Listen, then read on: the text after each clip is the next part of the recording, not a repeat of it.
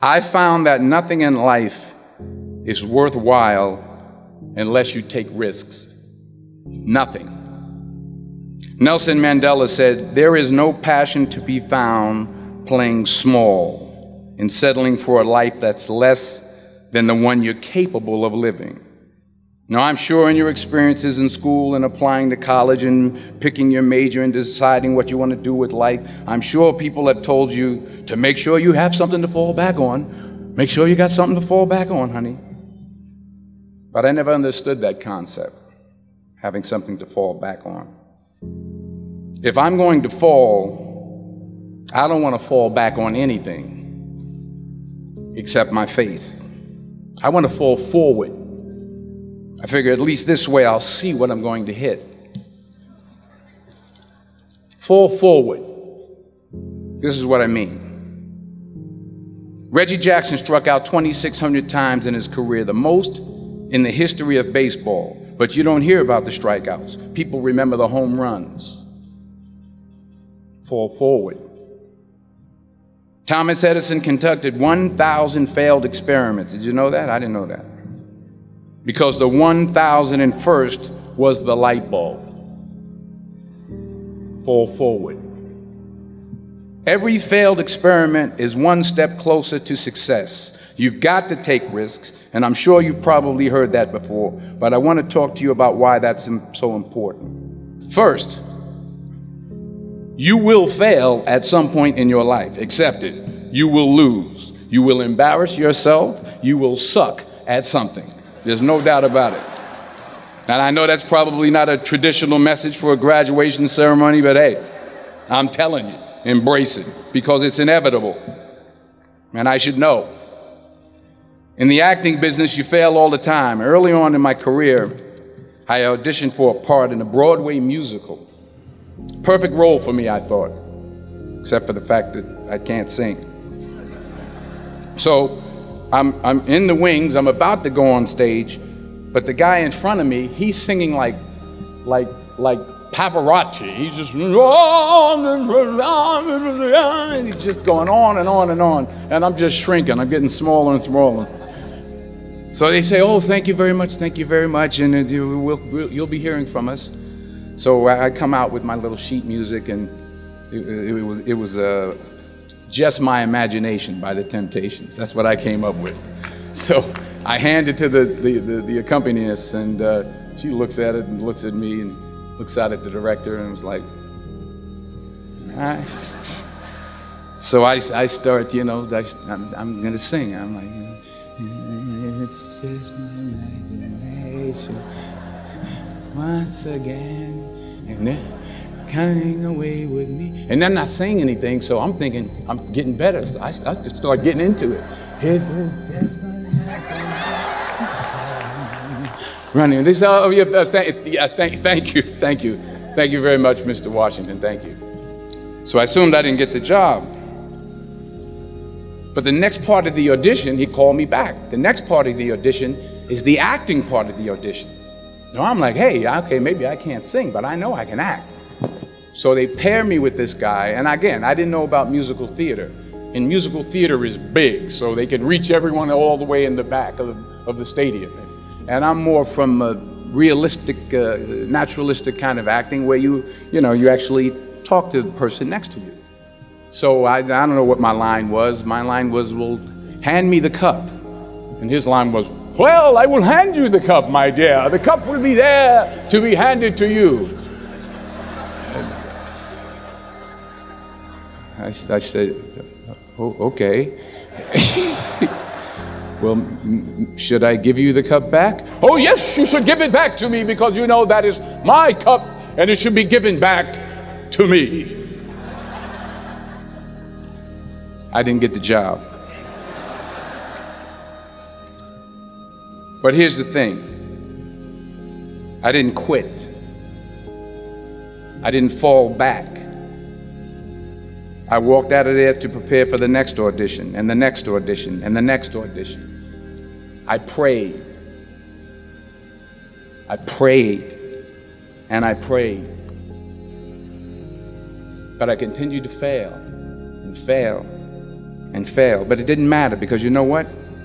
There's an old saying, you hang around the barbershop long enough, sooner or later you're going to get a haircut. So you will catch a break, and I did catch a break. Last year, I did a play called Fences on Broadway. Someone talked about it. Won the Tony Award. And I didn't have to sing, by the way. But here's the kicker. It was at the Court Theater. It was at the same theater that I failed that first audition 30 years prior. The point is, every graduate here today has the training and the talent to succeed. But do you have the guts to fail? Here's my second point about failure. If you don't fail, you're not even trying. I'll say it again. If you don't fail, you're not even trying. My wife told me this great expression. To get something you never had, you have to do something you never did. Les Brown's a motivational speaker. He made an analogy about this. He says, imagine you're on your deathbed, and standing around your deathbed are the ghosts representing your unfulfilled potential. The ghost of the ideas you never acted on. The ghost of the talents you didn't use. And they're standing around your bed, angry, disappointed, and upset. They say, we came to you because you could have brought us to life, they say. And now we have to go to the grave together. So I ask you today, how many ghosts are going to be around your bed when your time comes? You've invested a lot in your education, and people have invested in you. And let me tell you, the world needs your talents. Man, does it ever. I just got back from Africa like 2 days ago, so if I'm rambling on, it's because I'm jet lagged. I just got back from South Africa. It's a beautiful country, but there are places there with terrible poverty that need help. And Africa is just the tip of the iceberg. The Middle East needs your help. Japan needs your help. Alabama needs your help. Tennessee needs your help. Louisiana needs your help. Philadelphia needs your help. The world needs a lot, and we need it from you. We really do. We need it from you young people. I mean, I'm not speaking for the rest of us up here, but I know I'm getting a little grayer. We need it from you, the young people. So you got to get out there.